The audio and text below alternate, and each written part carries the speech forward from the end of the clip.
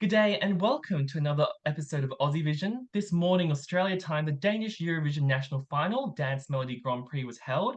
Joining me today to review the show is one of my divine fellow contributors, Fleur. Hiya, Fleur. Hey Sam, hi everyone. Eight Good songs morning. competed. Oh, good morning. Eight songs competed in the Danish national final, and three moved on to the super final. They were Saba with Sand, Basim with Johnny, and Jonas Viberg with I Need Your Love in a bit of a surprise. However, the bookies were on form with their pick, and Saba emerged as the winner in a close contest with Basim. So let's cover the super finalists, starting with Saba. Fleur, what did you think about Saba, and did you think it was a deserved winner? Yes, I absolutely think this is the right choice made by the Danish contingent there.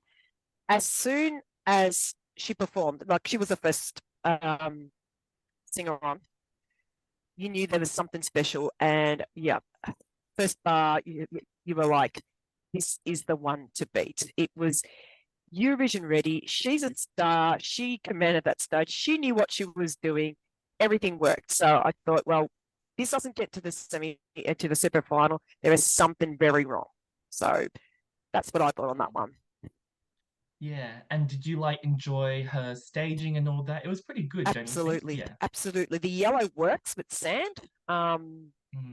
Being the title of the song, it just worked really well. The lighting, there's a lot of lights. We're not talking about dotted bulletproof proof lighting. We're just talking about really clever staging for the song because the lyrics are fairly well, they're not the best. It's very basic, but the performance, it's all on the performance with this song. It's all on Saba herself. It's all on the performance. It's all the staging. And I honestly think this was Denmark's best chance to send to Eurovision. And seeing that now, um, this would be unlucky to qualify for the Eurovision final because I think we've got something really good here. This could be their best result in a long time. Mm, mm. Yeah, I have to agree. It was a really strong start to proceedings because it opened the show. I was a bit surprised they put the bookie's favorite at the start of the show. Interesting move by the producers, but I was do you agree? shocked when I saw that. I thought, first, okay. I understand Aura Dione being last because she is a big name in Denmark to close the show. So I kind of understood the thinking there. Even Bassam towards the middle, that was a bit strange as well. I think they got slot two right with a very young singer. I think that was the right choice there. But it allowed Saba to shine, putting her first. Really, now when I do think back on a bit more, I thought at first, is this going to hurt her chances? Because singing first, but there's only 8 songs, so yeah, Yeah. it was probably about 10 songs. I would have been a bit worried for her. It was only, yeah, eight songs. I was just annoyed because I was having streaming and VPN issues. So I missed her first go. I'm just like, why would you do that? We missed the Yeah, favorite, but luckily, I because she was got to very perform lucky. again, I got to see it. Yeah. I was very lucky on my Um, end. I had the right VPN and I had to watch it on my tiny little iPhone 8, but it worked. And yeah, whatever works, uh, eh? lucky you, lucky you. Do you think she will have luck in Sweden? Can she give Denmark another Eurovision win on Swedish soil? Like, how do you think this is going to pan out in Sweden in May? Yeah. Yeah, it's still a bit early because we only have a few songs. We don't, do we have half of them now? Maybe just about there with half. Ish, yeah. So it's still a bit early to tell, but we don't really have a strong sort of female bop at the moment when you look through the list. There isn't a bop. We've got a few female singers, but nothing very sort of crowd pleasing, very um what do I say here? Yeah, of the sort of the pop genre. We've got a few alt pop, but we don't have, I mean, Bambi Thug and the last from Czech Republic. I can't remember her name at the moment. This is very different. So this could shine. Yeah, but like I said, depends on who else we get. We've still got Yeah. Croatia, Serbia. We've got a lot of nations to go through um, still. So yeah, maybe ask me that Yeah. in a couple of weeks' time. Yeah, I'll ask you a few countries down the line, maybe. Yeah, it's Yeah, still early days, but definitely yeah, great female vocalist, a bit of a more mainstream pop song. So yes, we'll definitely yeah, see how she goes at Eurovision. yeah. And in second Also, place, oh, I was going to say, also we don't have the Greek and the Cypriot songs yet either. We haven't heard them. So yes, again, that's also a good point. yeah, yeah, Yeah. Also in second place we had Basim, who obviously represented Denmark 10 years ago with his, and he came back this time with his song Johnny. He actually won the televote, and Saba actually came last in the televote, interestingly, but won by making it up through the jury. So Fleur, what did you think of Basim's performance tonight? yeah. This was a puzzling one. Not on him. He's good. He's a solid performer. We know he can sing. He's been to Eurovision before. He knows what he's doing. Thing here was the song.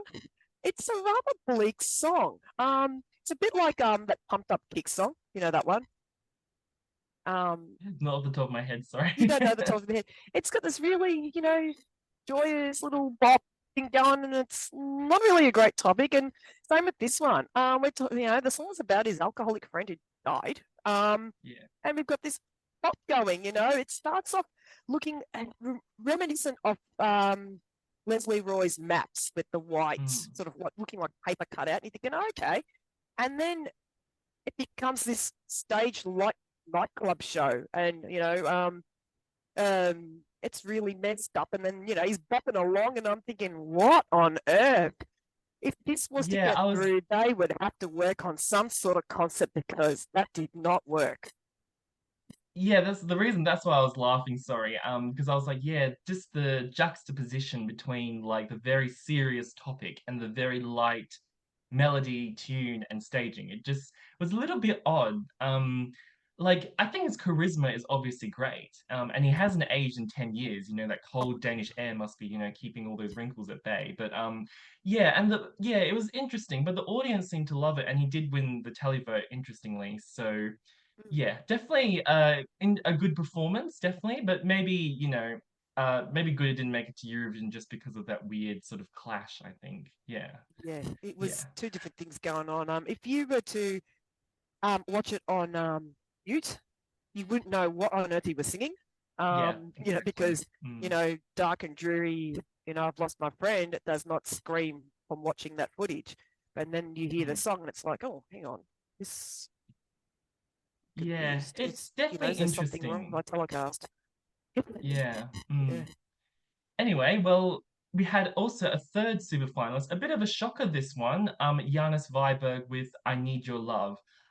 Fleur, were you as surprised as me that this was the third, sort of super finalist? Um, at the time, yes, because I thought there were a couple of acts that were robbed. Say robbed because they performed really, really well. But then I thought about it a bit more, and you have to think, who is watching this national final? We know that with the Danish audiences, it's an older audience that do watch the national final, and this was the only ballad of the 8 Yeah. songs. So if you were looking for a ballad, you were going to vote for this regardless. So I think that's what's propelled him there. I thought Ublu may have got, but then I thought that would have competed with Choo Choo. Ublu Choo Choo, that rhymes. literally competed, but there was nothing there to rival Giannis's song in that list. So when I thought about that, I thought, right, okay, the ballad has made it. Yeah, Mm. okay. So I think any ballad in that list would have made it, is what I'm probably trying to Right. say. Hmm. Yeah, I was surprised because I Good didn't think he had theory. the best vocals. You But you it did was or a you competent. didn't? I didn't. I didn't. Yeah, his And voice was breaking at the top. I was like, you can't yeah, have that in a ballad. Like that's bow, but like, what do I know? yeah. So Yeah. I think, nice young man, singing in, sort of a pleasant type song with inoffensive staging. Yeah, I might vote for that. It got through. Yeah. I said in the tweet, it sort of epitomized the sort of beige and boring that Denmark sometimes needs to go for in their Eurovision selections. So Yeah. But I still can't believe he beat Saba in the televote. Like that's a little bit crazy in my opinion. But there you go, Denmark. You Yep. sort of talked about, you thought some other songs might go through. Just to wrap up, maybe one song you thought, that you would like to talk about, maybe should have done a bit better in your opinion, or that you enjoyed. Yeah. Yeah, the one I was shocked at was already only because okay, song I didn't think was great going in. I thought it was very 90s Euro trash type stuff that's dated. But she's a star and she's I don't know, waved a magic wand and turned that into gold. That was a performance and a half. And I thought, oh my God, she might actually make the super final here with this song. She But was second she favorite didn't. I going thought in. she Yeah. was very unlucky to miss out. That was probably the juries probably would have trashed that a little bit. I mean, not on her song, but not on her because she was great, but the song itself. I mean, Mirror Ball of Hope. What is that? What is that? I It's, did love the half disco ball, and I love the Little yeah, Mermaid thing, the theme with her, shell bra and the it had funky everything. sailors It had dancing around everything. But her. the way she sang that, she can perform. So I thought that was kind of, that was unlucky. She was very unlucky. And Ubu I thought was unlucky. It was a little bit patchy, but they had something going on there that could have worked some strange camera angles. I mean, they've got him singing side on. Mm, Maybe camera one should have been in charge of that, not camera two. But it was a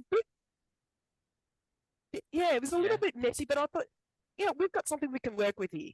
So Mm, yeah, those two I thought were probably the two unlucky ones, and the rest, yeah, I can see why they didn't make it. yeah, I Yeah, was a bit sad by Rosa Lou's performance, my favorite and the team's favorite going in, yeah, but those yeah. vocals can't cut it. Looked like No, as well she got like, some randos from the Danish subway in their puffer jackets to perform as well, dancers. Good she was dancers though, probably, but those vocals, yeah, no. yeah, she was probably the best of those three. I think they were all very young singers, very young, inexperienced performers, and I think that showed. I think those three all have potential. Give them a couple more years, and yeah, they might be trying out again, and one of them might possibly win. Yeah, yeah, definitely. Hopefully, in a few years, we'll see some of them back on the Dance Melody Grand Prix stage. But it is Saba that has won, and she'll Yeah. be going off to Sweden. So we're very excited to see what she does. In the meantime, thank you for joining us on this video, and big thanks, Tuck Fleur, for discussing Denmark with me today. Always lovely to chat with you. Likewise, Sam, mga tak. Yeah. All right. Catch you all soon. See ya.